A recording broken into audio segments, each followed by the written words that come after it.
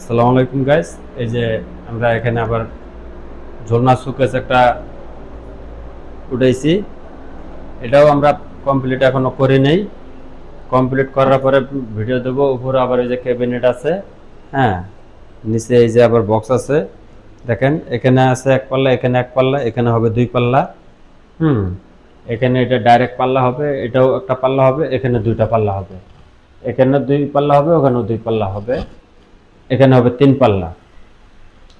তাই এটাও আমরা করতেছি স্পেল বোর্ড দিয়ে। আবার এখানে আবার উপরে আপনার মার্বেল টাইলস দিবে, মার্বেল।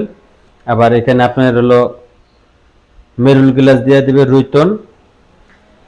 আর এখানে ওভেন টোভেন রাখবে গাইস, বুঝছেন।